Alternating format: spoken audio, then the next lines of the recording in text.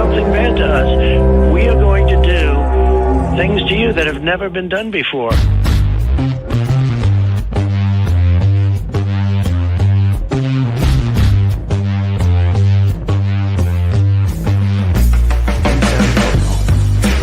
What the f*** is that, dude?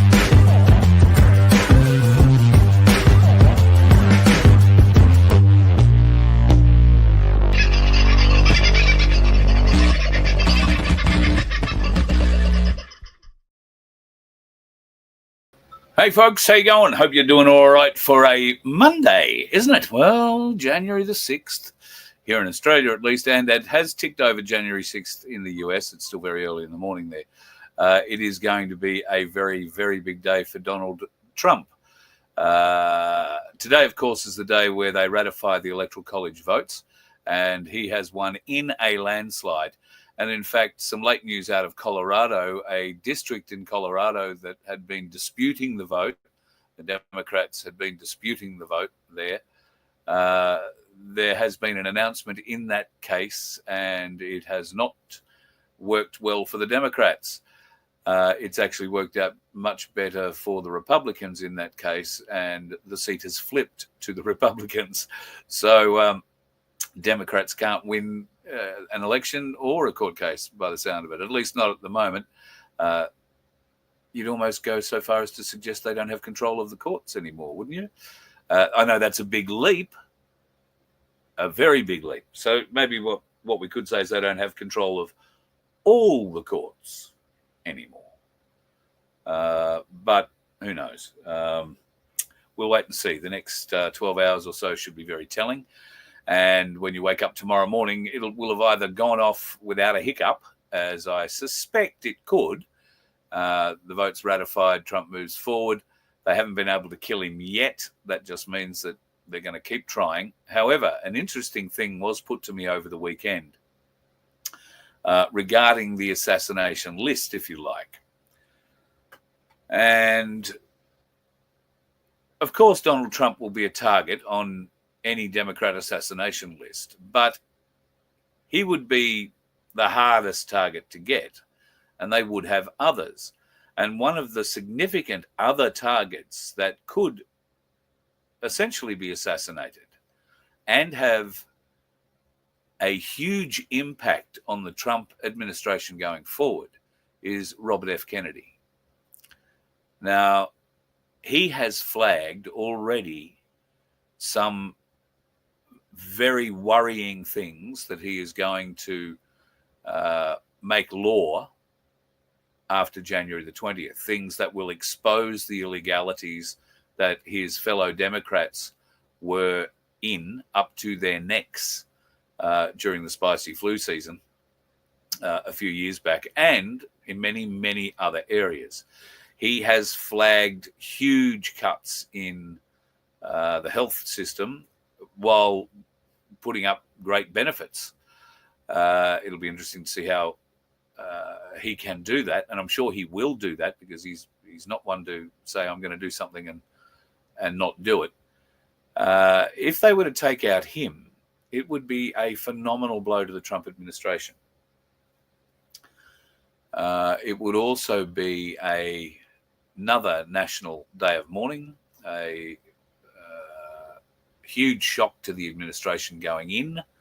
And yes, I think if I was Robert Kennedy, I would be making sure that I had some good security around me. And I believe that he does. Donald Trump doesn't rely on just Secret Service, and I'm sure RFK Jr. doesn't either. They both, and I think Trump has shared his private security teams with RFK Jr. Trump understands and values, I think, everything that RFK Jr. brings to this entire administration going forward, and the unity that he can actually help create between both parties. So fingers crossed going forward, none of that happens. There is no assassination attempts. And come January the 20th, as soon as he puts his hand down from swearing on the good book, he gets in the limo and gets to the White House, where apparently for the first time in anybody's living memory, except mainstream media who tell you they do it every year, but I can guarantee you they don't. They build those bloody great bleachers out the front of the White House. Nothing happens at the White House on the day the governor or the president is inducted, so to speak. He goes to the Capitol to have that done. He doesn't start at the White House. I don't even think you'll see the Bidens at the White House coming to the Capitol for the inauguration. They'll already be in place well beforehand. So, yeah, it'll be interesting. But note when it happens, note the time that it happens. Joe Biden was sworn in, I think it was 14 minutes early for the first time in history. A president wasn't sworn in at the exact time.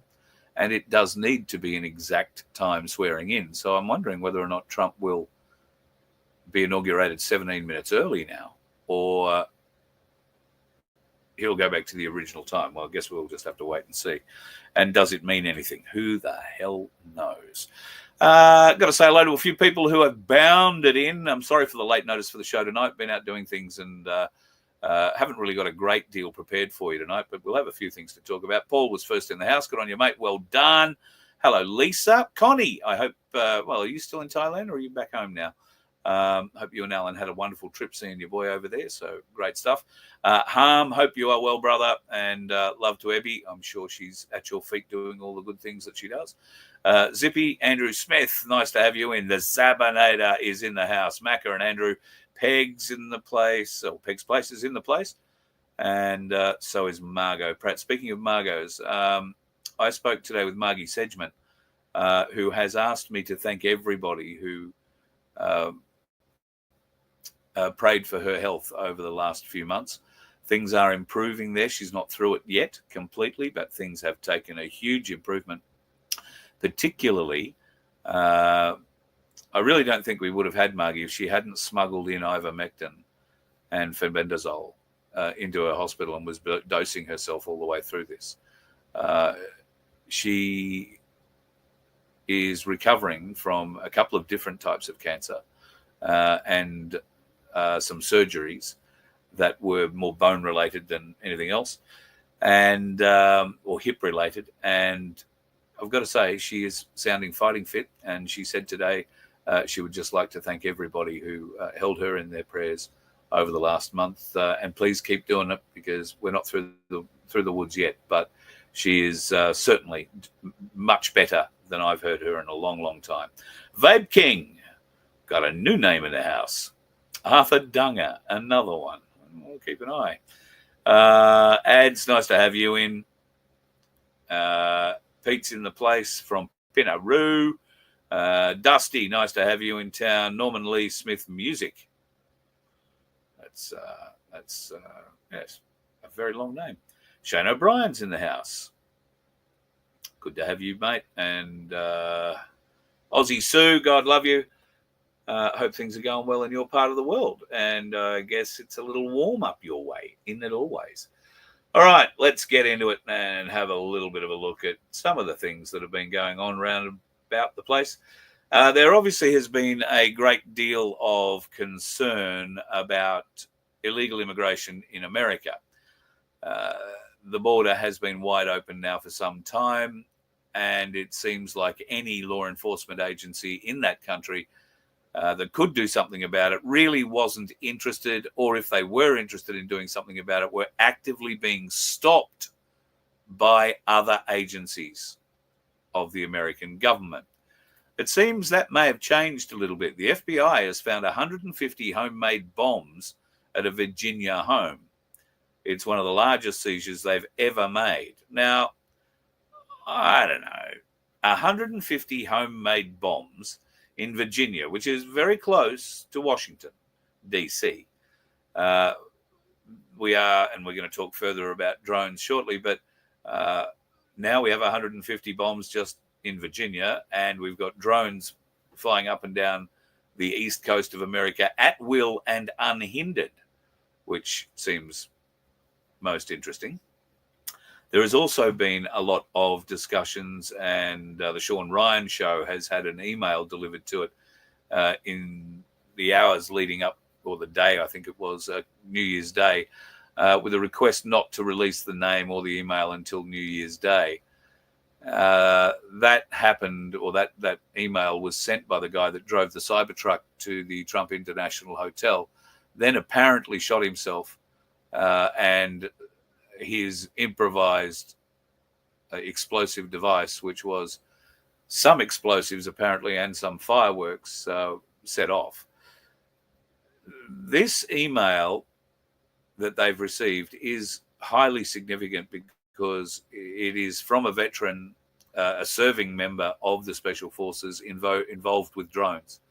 And he explains that the drones that they're being seen in the last week or so around the east coast of the US are in fact Chinese-made drones, and that the Chinese have been working with these drones now for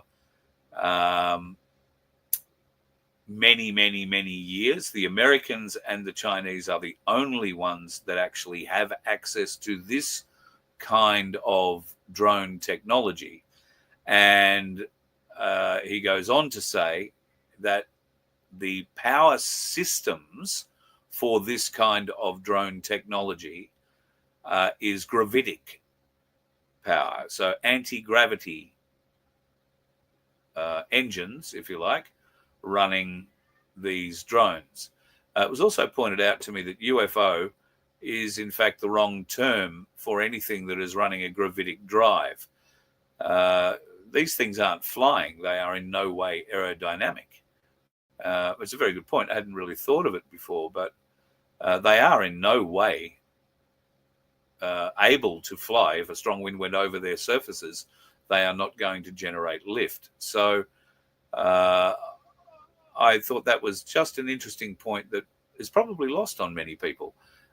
So a UFO is not something that flies. So that's the old name for them now, of course.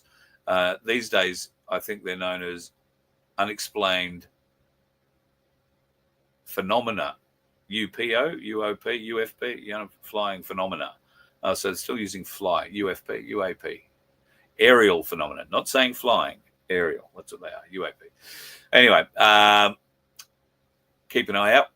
Might see some this part of Australia in the not too distant future. Your part of Australia. I believe we've actually seen some in far north Queensland already. Something that we are likely to find a lot more of shortly, and this, if I have to say so, just between you, me, and the Gatepost, is bluntly terrifying.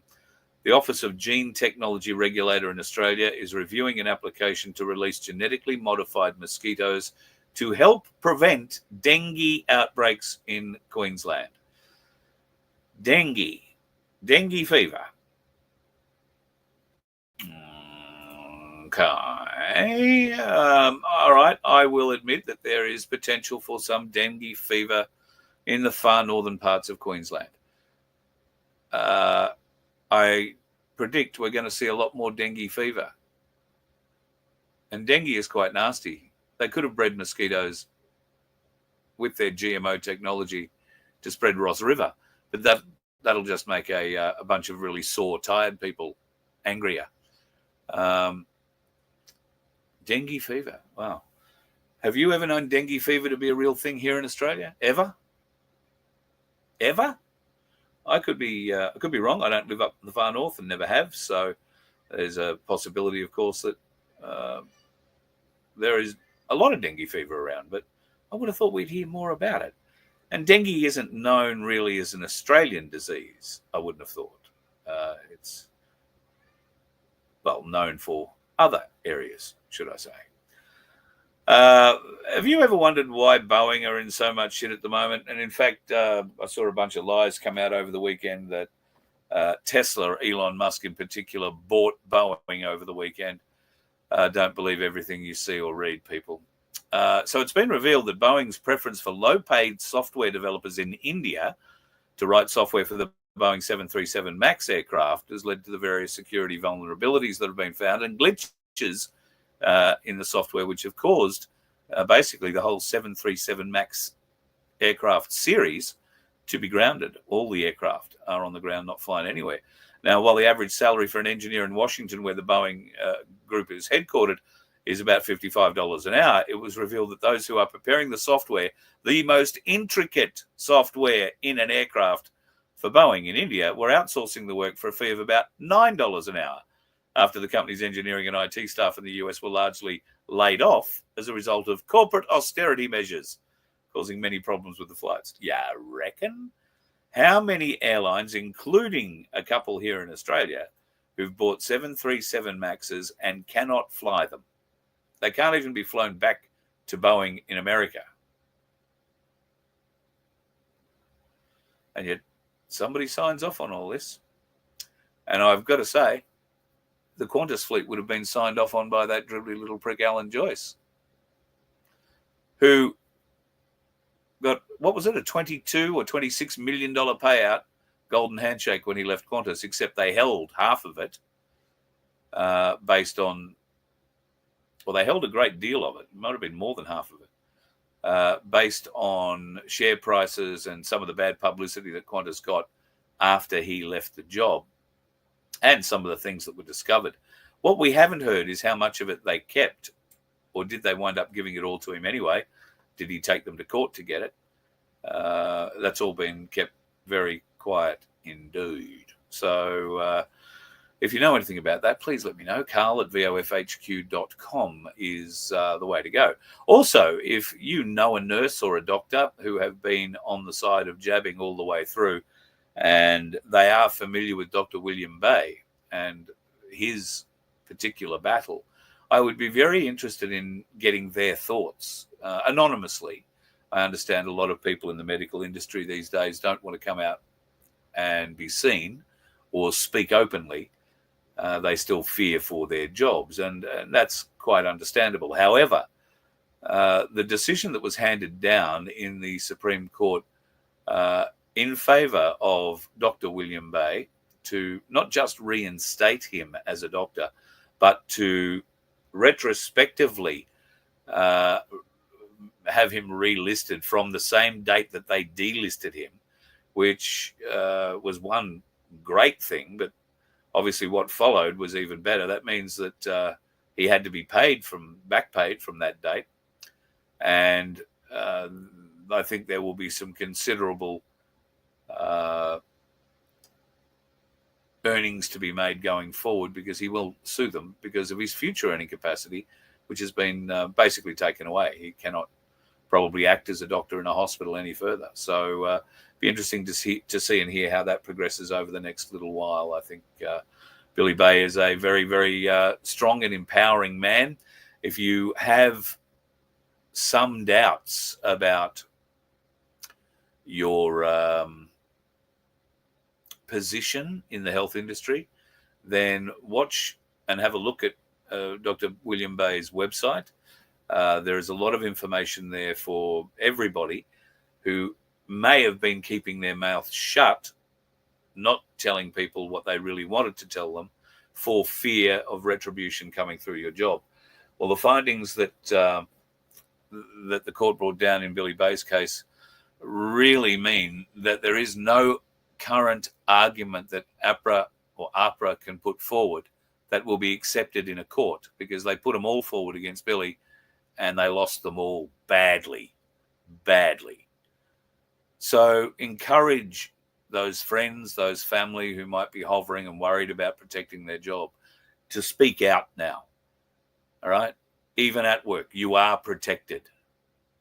You are protected. The courts say so. And if somebody were to take action against you and sack you, then that hospital, that person, that institution is going to be in a whole heap of shit legally, because there is now precedent, and it's a very significant precedent for anybody in the health industry who's been wanting to talk about this and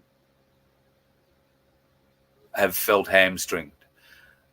I offer that way out to those that are genuinely feeling that way.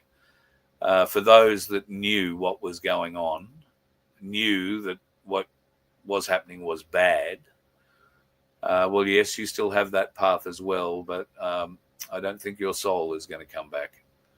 I think all that has been taken pretty solidly. It's not mum or my sister this time. Don't know who's ringing me. It's one of those weird, funny numbers. All right, folks. What else was I going to have a bit of a chat about? Let me have a glance down through the... China, of course. Yeah, China and Taiwan at the moment. China have been conducting exercises again. They have been basically sailing around Taiwan and flying aircraft over the top of Taiwan now for a week and a half in these exercises. They must have figured out 50 different ways to invade the island by now, and yet still aren't doing it. Why is that? I think they're waiting to see what happens with this whole Trump election thing. So a lot of what's happening in the world is hinging on Donald Trump's election and what he does in the first few days and weeks of his presidency. He will set laws and things in motion that are going to be, well, world changing, I think, world changing. And I've seen reports today that Nasara Jassara, which in my mind, if it is going to come in, can only come in once he is president, will be one of the first things that he announces. That will shake the people up.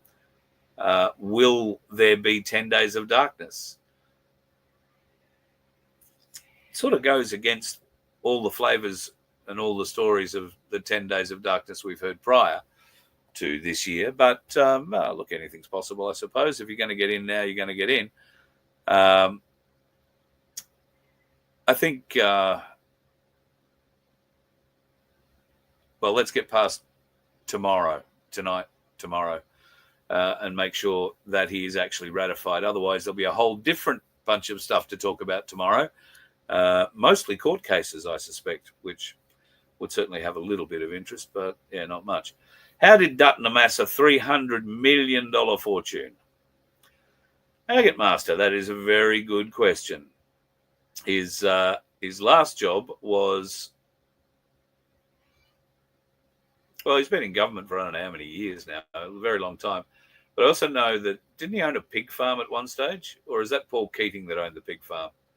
Might have been Paul Keating now that I think about it. Dutton, on the other hand, was a copper. Don't think he probably made 300 out of that. He might be a very good property manager, or like most other politicians, it's alleged that they do get some insider trading knowledge, and many of them are not too afraid to use it. So I'm not saying that that is the case with Dutton, but how many politicians do you know? And there are some in Australia, but in America, I don't know that there are any. How many politicians do you know that go into politics and come out poorer at the end of it? I can't think of too many. Some cry poor, but they might just be really bad money managers because, you know, it's a 200 plus K wage a year plus committees plus this plus that plus the other. They might not just be able to manage their money very well. But, well, wouldn't it be nice if we had someone like Elon Musk to come in and do a cleanup of all of that public service, particularly? But, you know, it happens everywhere. Anyway, I digress. I just want to go back to your comment, Agate Master. Yeah, how did he amass a $300 million fortune? Well, I don't know how many houses he's juggled, and you know, the wage that he gets isn't enough to save up that sort of money. So yeah, he's obviously done a bit of investing here and there and made $1 or $5. Or he may well have been well invested in Big Pharma prior to 2020 and is just receiving the dividends, because that's what it could be. I'm just having to scan down here to see what questions or statements any of you have to make. Peter Garrett. Yeah, well, look, there's a guy who trashed his image completely when he signed up for the Labor Party. Then, obviously, after signing up for the Labor Party, realised just how much shit he was in. but thought he'd give the environment portfolio a go. Good on him. And then they tried very hard to tag him with the pink bats scandal. Do you remember? There were young people dying in the roofs of our houses, getting free insulation put into their house under Peter Garrett's watch. It wasn't Garrett's fault that that's what was happening, but it was his department that was overseeing the very inept way that it was all being rolled out. And so he wound up carrying the can for that. That's what you can expect from your Labor mates, which was a lot more than you expected from the Greens. Oh, God, speaking of the Greens, I saw the new One Nation release today. It's bloody hilarious. If you haven't seen it, it's all about the Greens, and it takes a huge swipe and a lot of double entendre jokes in there too, can I say? But very, very funny. I would play it for you, but it'll just get me banned. So you can find it on Rumble, and I'm sure it'll be on the One Nation website. So go and have a bit of a look to that. That was a lot of fun.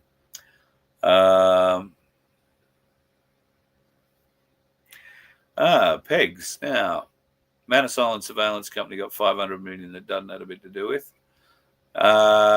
Interesting you should say that, Manus Island, because if we go back to Christmas Island, and in the years where we had 50,000 people turning up under Crud Gillard Crud, the company that was looking after all of those people when they got to Australian shores, making sure they got payments, making sure they got accommodation and got access to whatever the hell it was they needed. That company was owned by Kevin Rudd's wife, and she later sold that company for about $400 million from memory. And prior to her having that contract, no nepotism there involved at all, but prior to her getting the contract, which essentially involved them taking the boat arrivals off Christmas Island and taking them over to the mainland, and then Australianising them, even to a point where I believe they were given how to vote cards and shown how to vote Labor. And if it hadn't been for Labor, you wouldn't be here. You wouldn't be getting these opportunities. Here's a house, here's money, here's a free flight to wherever in the country we're going to put you. Just stay quiet. Next time the election comes up, make sure you vote Labor. That's how that worked. And then she tapped out $400+ million later. That was her entire employment company that she was involved in. She and Crud sold one house at Sunshine Beach and went and bought another one in Noosa, I think, from memory now. I paid, I can't remember. It was more than 18, less than 22 million for the place they're in these days, I think. So Crud was a lowlife and a very lowly rated political staffer for most of his career here in Queensland. He wouldn't have made a great deal of money out of that, but like all good politicians and their blood-sucking leech hangers-on, they do hear and get access to information ahead of the public, very big information, things like the announcement of cross-city tunnels being built and big infrastructure projects like that, and they're given plenty of notice to buy in to those companies before any planned announcements are made. And that way, after the planned announcements are made, the stock price goes up and you choose at what point to sell it and take your bonus. So not sure if that's exactly how it works for all politicians, but I'm pretty confident we know a few that it's worked pretty well for. Just a huge rort at our expense, all the time. Somebody should put on a trial for these bastards. Oh, wait. Somebody is putting on a trial for these bastards. The Trues and Trials, We the People Action, the grand jury indictment of the Australian Government Corporation officialdom. Location, Parliament House Lawn, Canberra, Freedom Rally 2025, 10 o'clock Saturday, the 8th of February. The 2025 grand jury indictment hearing will be at 4 p.m. on that day. Now, the Freedom Rally 2025 is happening, as I said, at the Australian Government Lawns, Parliament House Lawns, on the 8th of February. There is another event happening that day as well. It's the farmers going to Canberra to welcome the pollies back. Well, I don't know if they welcome, they go and complain, but It's basically a day where the politicians walk out, make a speech, and walk back inside again and take no notice. This, on the other hand, is put on by the Corruption Whistleblower Media Service. If you haven't read the Corruption Whistleblower yet, I hope to have Peter on in the next little while for a chat. And if we can help promote them in any way, shape or form, we're very happy to. And to help with these sorts of events. In conjunction with the Freedom Rally, the We the People Terror Australis are going to conduct a lawful grand jury indictment of action process based on presented evidence documents and via grand jury established by the will of the people of this nation that past and present officialdom of the Australian Government Corporation should be criminally charged with the following offences: treason on the people, fraud, insurrection, child abductions, child trafficking, genocide and democide, perverting the course of justice, dishonestly dealing with documents, gaining and financing financial advantage by deception. Could that be where some of these millions of dollars are coming from, I wonder? Referendum frauds, oath-taking frauds, crimes against humanity, including that of slavery. Now, there is a little highlighted piece down the bottom here that is something you should be aware of. The mass jury treason trials will be held at the same time or nearby venue on Saturday, 12 noon, the 8th of March. All right, 1 month later. So this is, in effect, two events here. Keep March free, by the sound of it. I can't tell you much more at the moment, but there is some plans for March. The grand jury indictment process will be broadcast in full, live internationally on social media platforms worldwide. We the people need we the people to turn up and stand up. And remember, we the people are the lawful government sui juris. We are here, we see you, we hear you. We the people will no longer tolerate this corporate dictatorship of slavery. If that is something that you feel you could back up and head to Canberra for, then February 9 is stage one, and then, February 8 is stage one, and then March 8 is the actual trial dates. There'll be more about that. We'll be able to talk more about that in a little while. There'll be a lot more we can say about it, but at the moment, that's about all I can do. Sab, yes. Musk is trolling not just the British PM, I think he's already sent a couple of ministers home crying. He's doing a great job. The question I see is, why? Why is all of a sudden Musk doing this? Musk has also come out recently and attacked a couple of very strong platforms that Trump stands on, and attacking Americans in general about being stupid and all that kind of stuff. Now, I don't know if these were real tweets coming from his real Twitter or X account or whatever, but they're certainly trying to demonize him a great deal. I don't believe it's going to happen. I think he and Trump are mates till the end here as it goes. Shano, yes, you will see me there. Absolutely. Looking forward to it. Watch this space. Trump is Musk is the other significant assassination risk, I think, although less so than RFK Jr. I really do believe if there is going to be an assassination attempt, it'll be on RFK Jr. first, Trump second. I don't think they need to get Musk. I think he's a bit wishy-washy and nobody's really sure whether or not he's on Trump's side yet or not. And the last couple of days has been showing some very perplexing things, particularly as X has taken a fair bit of money from the Jewish quarter recently, and all of a sudden Musk's rhetoric has changed. Something to be aware of and keep an eye on. Trust nobody. Do your own research. That would be my advice. And of course, I have a third piece, which we'll get to in the not too distant future. I'm just having a bit of a look here to see what's what in the box.